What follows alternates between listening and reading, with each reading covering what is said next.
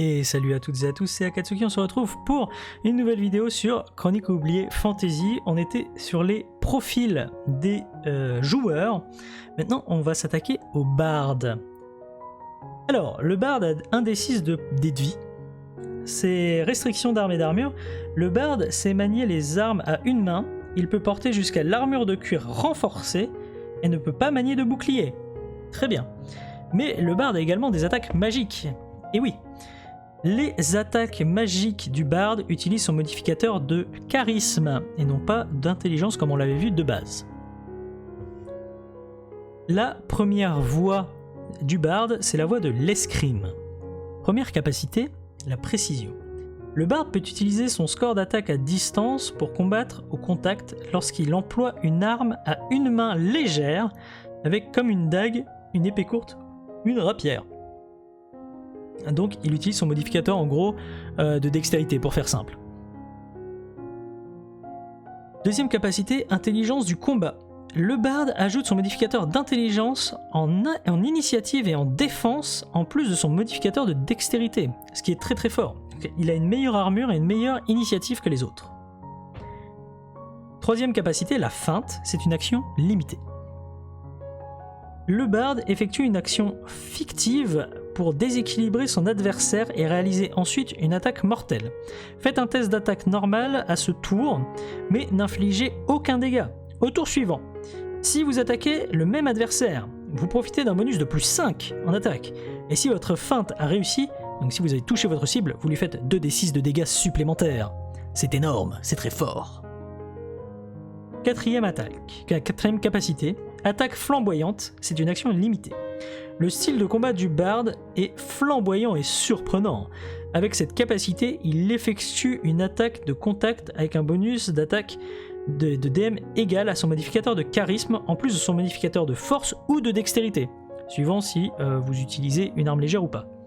Ce qui est juste très très fort, hein, parce que comme ce sera surtout là, le charisme, votre première capacité, enfin votre première compétence, là, enfin votre première caractéristique, je vais y arriver, eh bien vous ferez encore plus de dégâts. Cinquième capacité, botte mortelle. Lors d'une attaque au contact, si il obtient un score d'attaque égal ou supérieur à la défense de son adversaire de plus 10 points, le barde obtient un bonus de plus 2d6 aux dégâts. Voilà, pourquoi pas, hein. Donc ça veut dire que si un mec a 25 de CA et que vous faites 35, et ben vous lui faites 2d6 de plus. Voilà. Oui, je donne des gros chiffres parce que vous pouvez atteindre 35 hein, pour toucher, c'est pas un problème. À la fin, c'est pas un problème. La deuxième voie, la voie du musicien. Première capacité, le chant des héros, une action limitée. Le barde chante et inspire ses compagnons. Tous ses alliés à portée de voix obtiennent un bonus de plus 1 à tous leurs tests pendant 5 plus modificateur de charisme ronde. Un tour. Plus 1 à tous leurs tests, hein, y compris les tests d'attaque. Hein.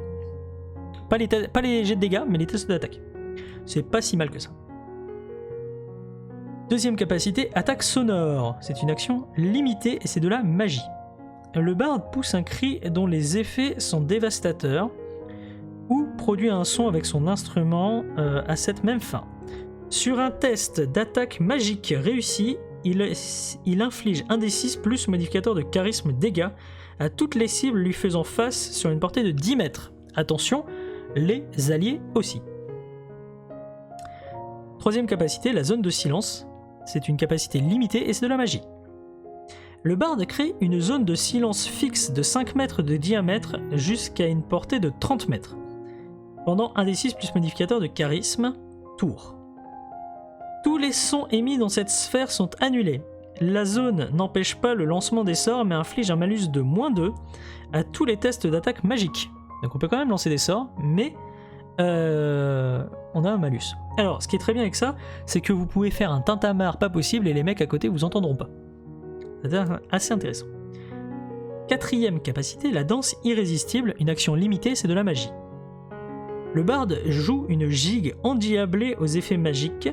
S'il réussit un test d'attaque magique contre la créature qu'il cible, celle-ci se met à danser pendant 1d4 plus modificateur de charisme tour et subit un malus de -4 au test d'attaque et en défense.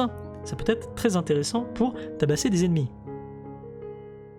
5e capacité, musique fascinante. C'est une capacité limitée et c'est de la magie. Le barde joue une musique pour fasciner et contrôler toutes les créatures de son choix. Rats, gobelins, humains, etc. Dans un rayon de 30 mètres. Seules les créatures dont les PV sont inférieurs ou égaux à 5 plus modificateur de charisme du barde répondent. Les créatures sortent de leur cachette et se dirigent vers le barde. Elles le suivent tant qu'il continue à jouer. Quand il utilise cette capacité, le barde peut également se déplacer de 10 mètres par tour. Donc en gros, vous devenez comment ça s'appelle, le musicien des rats dans le conte. Je ne sais plus comment il s'appelle, mais vous voyez lequel je veux dire. Voilà, le trou de mémoire d'un homme. Mais ce n'est pas grave. 3e voie, la voie du saltabranque. Ah, on aime ça. Première capacité, acrobate. Le barde obtient un bonus de plus 2 par an à tous les tests de dextérité visant à réaliser des acrobaties, tenir en équilibre, faire des sauts ou de l'escalade. C'est très fort. 2e capacité, la grâce féline. Le barde ajoute son modificateur de charisme en défense et en initiative, en plus de son modificateur habituel de dextérité. C'est assez fort. Alors, dans le jeu, parce que je vous vois arriver, vous ne pouvez pas cumuler les bonus de même type. Voilà, c'est ce que je dis. Vous ne pouvez pas cumuler 2 fois votre bonus de charisme, mais il n'est rien dit sur les modificateurs d'intelligence et de charisme. Je dis ça, je dis rien. 3e capacité, le lanceur de couteau. Une fois par tour, en plus de ses autres actions, le barde peut lancer un couteau sur une cible à distance maximum de 10 mètres. En réussissant un test d'attaque à distance, cette attaque est pour lui une action gratuite. Elle occasionne un des 4 de dégâts plus modificateur de dextérité. Ce qui est assez intéressant, c'est qu'en plus, gratuitement, vous pouvez lancer un couteau tous les tours. Voilà, tant qu'il y a un mec à 10 mètres de vous, qui n'est pas forcément la même cible que celle que vous attaquiez. 4e capacité, l'esquive acrobatique. Une fois par tour, le barde peut réaliser une esquive en réussissant un test d'attaque à distance contre une difficulté égale au score obtenu par son adversaire lors de son attaque. En cas de réussite, le barde ne subit aucun dégât. Si cette attaque était un critique, il subit tout de même des dégâts normaux et annule donc l'effet critique dégâts doublés. Alors, qu'est-ce que ça veut dire ? Le barde, si un mec vous fait une attaque, il fait 15 par exemple pour vous toucher, vous faites un jet opposé, donc un jet d'attaque à distance. Si vous faites 15 ou plus, vous esquivez son attaque. Voilà. Et si c'était un critique, vous prenez que des dégâts normaux. C'est très fort. C'est très fort. 5e capacité, liberté d'action. Le barde est immunisé à la peur et à tous les sorts ou effets magiques qui asservissent l'esprit ou le corps. Possession, charme, paralysie, ralentissement, etc. etc. C'est extrêmement puissant également, hein, on ne va pas se le cacher. 4e voie, la voie de la séduction. Ah oui, nous aimons la séduction. Première capacité, charmant. Le barde obtient un bonus de plus 2 par rang, atteint dans cette voie pour tous les tests de charisme visant à séduire, baratiner ou mentir sur quelqu'un. 2e capacité, dentelle et rapière. Le barde ne met pas d'armure, cela ne sied pas en société. Sa seule armure est la dentelle, sa seule défense la rapière. Lorsqu'il ne porte aucune armure et combat avec une rapière ou une épée, le barde obtient un bonus de plus 1 en défense contre les attaques en contact par rang possédé dans cette voie. Voilà, donc vous pouvez décider de vous battre sans armure. Je ne dirai rien, sachant juste que l'armure de cure renforcée ne peut pas vous donner un bonus de plus 5. Voilà. 3e capacité, arme secrète. Une fois par combat, le barde peut utiliser un subterfuge de séducteur pour surprendre et déstabiliser un adversaire du sexe opposé. Ce peut être un baiser fougueux soudainement livré au cœur d'une mêlée, Un sein qui s'échappe d'un bustier par mégarde. Une main qui s'égare au plus grand des hasards. Et oui, ça peut arriver. Il doit alors réussir un test de charisme de difficulté égale à l'intelligence de son adversaire. En cas de succès, celui subit un malus de moins 10 en défense pendant un tour. Voilà.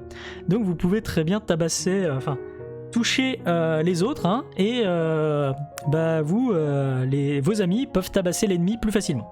C'est très bien. Quatrième capacité, la suggestion, c'est une action limitée, c'est de la magie.